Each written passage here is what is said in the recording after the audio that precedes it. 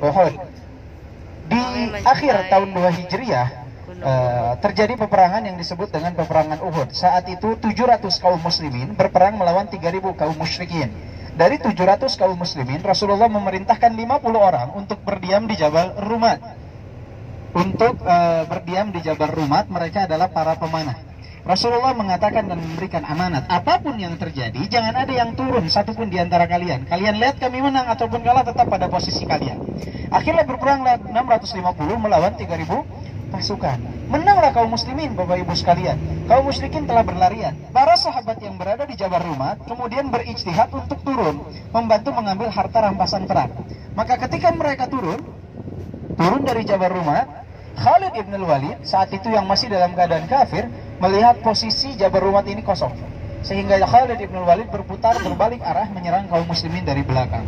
Maka saat itu Bapak Ibu sekalian, dari 700 kaum muslimin, 70 orang wafat dalam peperangan Uhud. Termasuk siapa? Paman Nabi Hamzah ibn Abdul Muttalib yang disebut dengan Sayyidus Syuhada, paman Nabi SAW. Juga yang meninggal dalam peperangan Uhud ada Mus'ab ibn Umair yang disebut sebagai duta besar pertama Islam, awal safir fil Islam.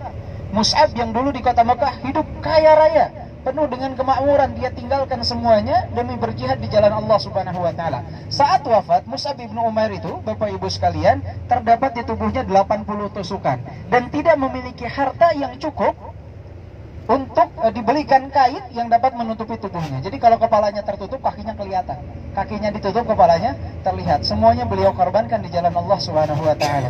Kemudian yang wafat juga Hamzalah.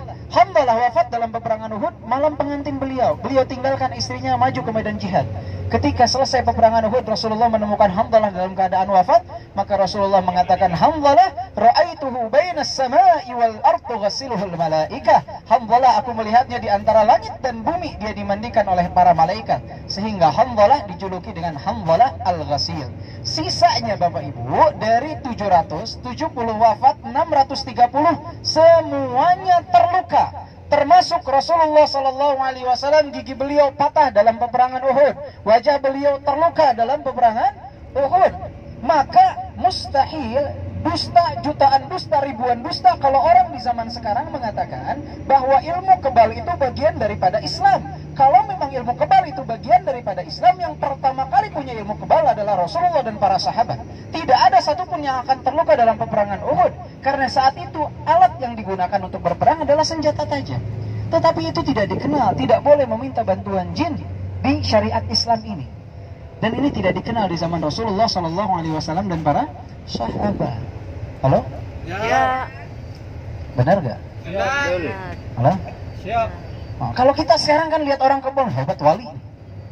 Kenapa? Nggak mempan bacok. Sejak kapan patokan seseorang disebut wali mempan bacok apa nggak mempan bacok? Ketika dia tidak mempan bacok, dia menggunakan bantuan jin, ini diharamkan di dalam syariat Islam. Tidak dibolehkan.